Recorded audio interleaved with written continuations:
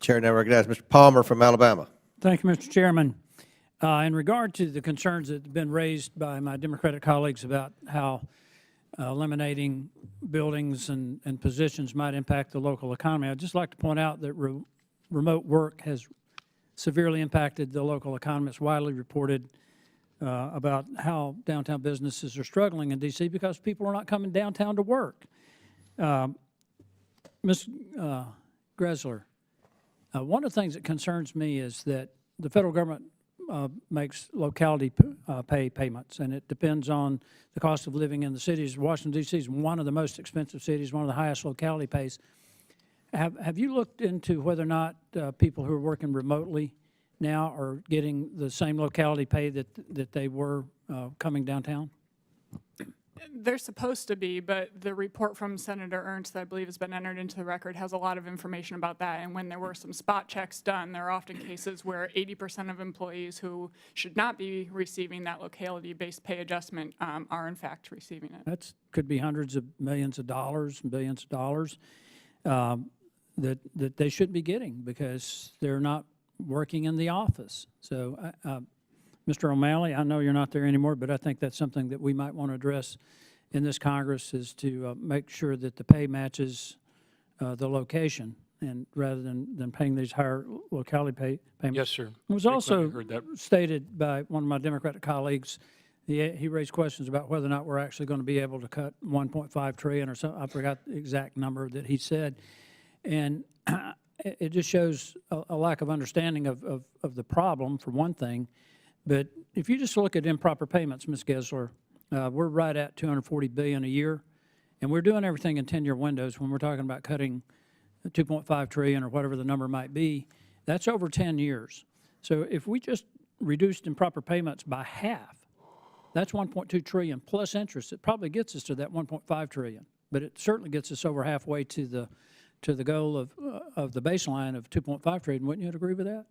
Yes, you point out improper payments. That's something that most Americans don't realize. I think it's to the tune of about $1,700 per household per year. It's just improper payments, money that's going to the wrong people and in the wrong amounts. And it is a complex problem, and it has to deal with people getting benefits that they weren't entitled to. And we're borrowing every dime of that to send it out improperly. Mm-hmm. Yes, which is IT problems, insane. there's widespread problems, but there are a lot of savings that. Well, under your watch, Mr. O'Malley, in 2023, it was $8 billion in improper payments from Social Security, and a lot of that had to do with the backlog due to delays, and people, and they're either underpaid or overpaid. Most of it was overpayments of, like I said, $8 billion, and there's $23 billion in Social Security in unrecovered overpayments.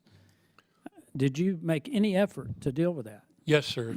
I wasn't there in 2023, but that number sounds right. It is a large program. Well, while you were there, did you make any effort to Yes, sir. Every deal with 2 that? weeks, we met with all of the deputy commissioners. For 1 hour, we focused on the things we could do to bring down the overpayments and also to bring down the underpayments. How about payments to dead people?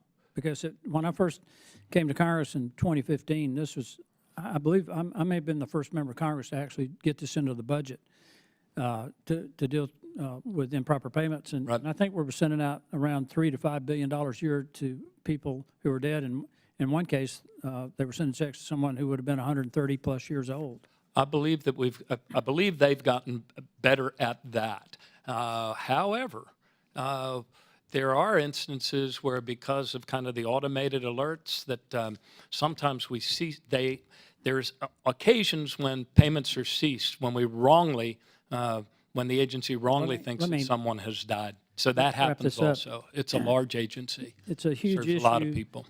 I think, again, going back to the issue of remote work, I think there's some times when that's appropriate, but I don't think it's totally appropriate at the degree that you're doing it.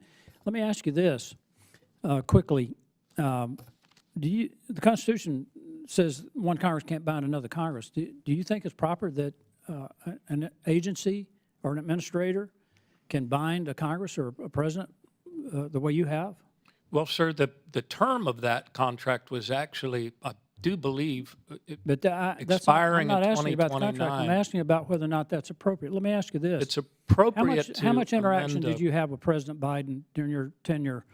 How much interaction did you have with President Biden? Well, I talk to the White House all the time. Saw the I'm talking about him, president though, a the few president. times. Okay. Did you find his mental acuity sufficient for the job? I found him to be pretty So you sharp whenever I participated in spoke the to him. cover-up and the lie?